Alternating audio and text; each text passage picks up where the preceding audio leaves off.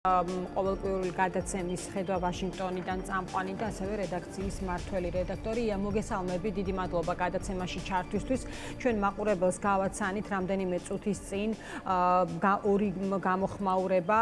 ერთი ეს არის კამალა ჰარისის ვიცე-პრეზიდენტის, რომელიც ამბობს, რომ ამაზე რუსეთია პასუხისმგებელი, მეორე ენტონი ბლინკენის, რომელიც ამბობს, რომ ნავალნის დაღუპვა ციხეში პუტინის აშენებული სისტემის სისუსტეს და ლპობას უსვამს ხაზს.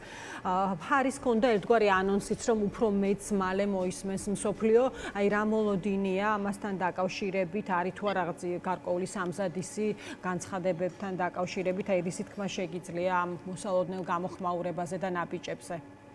გამარჯობა ანა, დიდი მადლობა ჩართვისთვის. ვიცე-პრეზიდენტმა დააანონსა, რომ იქნება რაღაცა სახის გამოხმაურება თეთრი სახლისგან, მაგრამ ამ დილას ასევე გააკეთა განცხადება ეროვნული უშიშროების მრჩეველმა ჯეიკ სალივანმა, რომელმაც დაახლოებით მსგავსი განცხადება გააკეთა, თქვა, რომ ეს იყო ტრაგედია, თუ დადასტურდა ეს ამბავი და რომ შესაძლოა, რომ იქნება გამოხმაურება. ამას ისაც ამყარებს, რომ 2021 წელს, როცა შვეიცარიაში პრეზიდენტი ბაიდენი პრეზიდენტ პუტინს შეხვდა, ჟურნალისტებმა ამ შეხვედრის შემდეგ მას კითხეს, ესაუბრა თუ არა ის პუტინს ნავალნის დაპატიმრების შესახებ, მაშინ მოგეცნობათ ნავალნი ახალი დაპატიმრებული იყო და ჟურნალისტმა კითხა, რომ ჰქონდა თუ არა საუბარი იმაზე, რა მოხდება იმ შემთხვევაში ნავალნი რომ ციხეში გარდაიცვალოს და ბაიდენის განცხადება მაშინ იყო ძალიან საყურადღებო, მან თქვა, რომ მან კაფიოდ უთხრა პრეზიდენტ პუტინს, რომ რუსეთისთვის რეაქცია იქნება დამანგრეველი. ეს 2021 წლის განცხადებაა, როგორც გითხარით, თუმცა აი ამერიკულ მედიაში დაიწყო უკვე იმაზე საუბარი, რომ პრეზიდენტმა ბაიდენმა ჯერ კიდევ მაშინ დააანონსა ის, რომ ნავალნის გარდაცვალების შემთხვევაში ამერიკას ექნებოდა მკაცრი რეაქცია. ია, რაც შეეხება სხვა გამოხმაურებებს, აი ამ მაგალითად ამერიკული პრესა ეს რეაქციები, აი ამაზე რისი თქმა და მოყოლა შეგიძლია, არის ასეთი კითხვა აქტუალური, 19 წლის ციხეში ჩასმული ადამიანი, რატომ ახლა, გასაგებია, ვინ შეიძლება იყოს პასუხისმგებელი ამ ყველაფერთან დაკავშირებით, თუმცა ცხადია, რომ ოფიციალური ცნობები ჩვენთვის ჟურნალისტებისთვის მნიშვნელოვანია, ხომ? აი ამ რეაქციებზე რისი თქმა შეგიძლია, რა შეგიძლია მოყვე ჩვენი მაყურებლისთვის? ერთგვარი გამომდინარე იქიდან, რომ ძალიან ახალი ამბავია ეს. თავშეკავებულია გარკვეულწილად განცხადებები, თუმცა იმას ეჭვქვეშ არავინ აყენებს, რომ ნავალნის გარდაცვალება ციხეში არის სწორედ იმის შედეგი, როგორც ექცეოდა მას პუტინის ადმინისტრაცია თუ პუტინის რეჟიმი.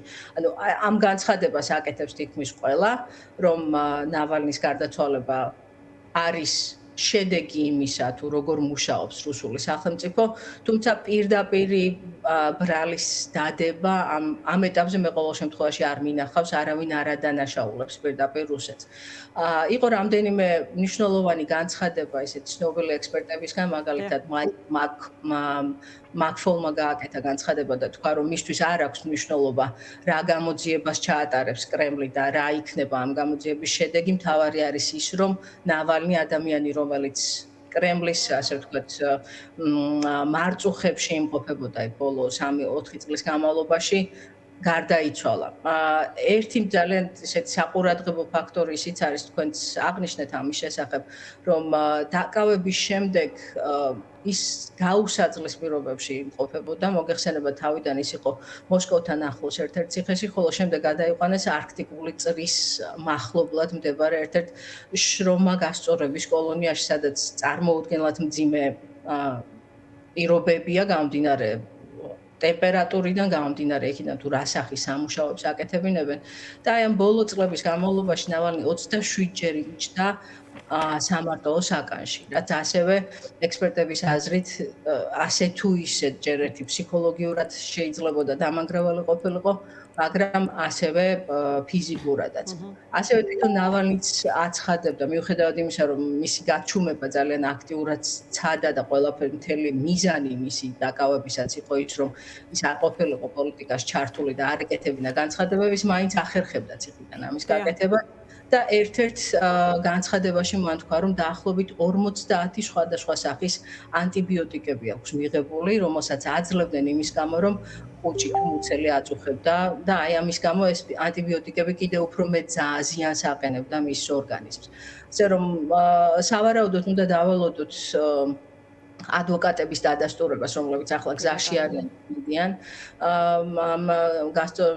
შრომა გასწორების კოლონიაში და ამის შემდეგ ალბათ მას შემდეგ რაც ისინიც დაადასტურებენ გავრცელებულ ინფორმაციას, ამის შემდეგ ალბათ მოსალოდნელია რომ უფრო მეტი განცხადებები ვნახოთ ოფიციალურობაში. ია, თქვენ ახსენეთ დასტური ცხადი ამას ძალიან დიდი მნიშვნელობა ექნება. სხვათა შორის მე რამდენჯერმე გავუსვიხაზი, რომ ჩვენ ნავალნის უახლოესი გარემოცვიდან ჯერჯერობით ეს დასტურის განაცხადი არ მოგვისმენია. გეთანხმები მნიშვნელოვანი ადვოკატების განაცხადი ადგილზე მისვლის შემდეგ აი ნენსი პელოსის ნუგეშის სიტყვები და სხვა ადამიანების სხვათა შორის მოისმინა იულია ნავალნაია მიუნხენის საერთაშორისო კონფერენციაზე. ჩვენ ვნახეთ ამის ამსახველი კადრი, მაგრამ თავად ნავალნის მეუღლე ამბობს თუ ეს მართალია, ასეთ ფრაზას იყენებს, თქვენც მიაქცევდით ამას ყურადღებას. დასტური არ არის მხოლოდ სახელმწიფო მედიის მიერ გავრცელებული ეს წერილობითი განცხადება ამ ეტაპზე, რომელსაც რუსული სახელმწიფო მედიები ავრცელებენ, რომ ის გარდაიცვალა და თქვენ აღნიშნეთ კიდევაც ეს, რომ ერთ-ერთი გასეირნების დროს მან თავის შემოქმედი იგრძნო, გონება დაკარგა და მისი მოbrunება ვეღარ მოხერხდა. ხო, სხვათა შორის ეს გასეირნების დეტალი ძალიან მნიშვნელოვანი, არ ვიცი თუ გქონდა საშუალება რომ მიგექციათ ყურადღება. აი ამ ჩამონათვალში, რომელიც არსებობს იმ პირობებთან დაკავშირებით, რომელიც არის აი ამ განსაკუთრებული რეჟიმის კოლონიაში, ვიცით რომ პატიმრებს არ აძლევდნენ თეთრეულს, ეკრძალებოდა შეხვედრა ახლობლებთან, სატელეფონო საუბრები, ამანთების მიღება, სეირნობა და სურსათის შეძენა მაღაზიაში. მაშინ როდესაც აი ოფიციალური ინფორმაციაში, რომელსაც შესაბამისი უწყება ავრცელებს, ნათქვამია რომ ნავალნი სეირნობისას მოულოდნელად გახდა ცუდად და მან გონება დაკარგა და ამ რეანიმაციულ ღონისძიებას არ ჰქონდა რეალური შედეგი. ესეც ცხადია აჩენს კითხვის ნიშანს. კითხვის ნიშანს აჩენს, ასევე აჩენს კითხვის ნიშანს ის თუ რატომ მოხდა ეს კონკრეტულად ამ თარიღზე, ამ დღეს, მოგეხსენებათ დღეს მიუნხენის უსაფრთხოების კონფერენცია ოფიციალურად გაიხსნა და ძალიან საინტერესოა ეს არის დამთხოვა თუ ნებისმიერ დროს შეეძლო, რა თქმა უნდა, რაღაცა მისი ჯანმრთელობისთვის საბოტაჟის გაწევა კრემლს მისი სურვილის მიხედვით და დროულობის მიხედვით ძალიან საინტერესოა ის, რომ დღევანდელ დღეს დაემთხვა ეს. დაახლოებით 40 ამერიკელი კანონმდებელია ახლა, როგორც თქვენთვით, ასევე ვიცე-პრეზიდენტი ჰარისი და სახელმწიფო მდივანი ენტონი ბლინკენიც იქ არიან და ნელა-ნელა შემოდის, მათ შორის ამერიკის ხმისთვის მიცემულ ექსკლუზიურ ინტერვიუებში, რეაგირება ამ კანონმდებლებისა და სავარაუდოდ ალბათ იქნება რაღაცა სახის მკაცრი პასუხი, გამომდინარე იქიდან, რომ არა მხოლოდ ემოციურია ეს ყველაფერი იმ ადამიანებისთვის, ვინც რუსეთს ამდენი ხნის განმავლობაში თვალს ადევნებს, არამედ მათთვისაც, ვინც უკრაინისთვისაც გარკვეულწილად ეს უკრაინის ჩემპიონია, ასე ვთქვათ. საერთაშორისო ფორუმებზე, ასევე გაჟღერდა კავშირი ნავალნის სიკვდილსა და უკრაინის დახმარებას შორის, რომ ეს არის კიდევ ერთი ნავალნის ციხეში გარდაცვალება, არის კიდევ ერთი დასტური იმისა, რამდენად დაუნდობელი და რამდენად ბოროტია ეს რეჟიმი, ეს სიტყვები იქნა გამოყენებული სხვადასხვა კომენტარების დროს და გამომდინარე აი ამ სიბოროტისა და დაუნდობლობისგან უკრაინის დახმარება უნდა გაგრძელდეს აქტიურად, რომ ეს არის რეჟიმი, რომელსაც უკრაინა დღეს ებრძვის. დიდი მადლობა ია, მადლობას გადაგიხდი საინტერესო ჩართვისთვის და დაგემშვიდობებით, დაველოდებით თქვენი რესპონდენტების მოსაზრებებს და შეფასებებს აი ამ მძიმე ამბავთან.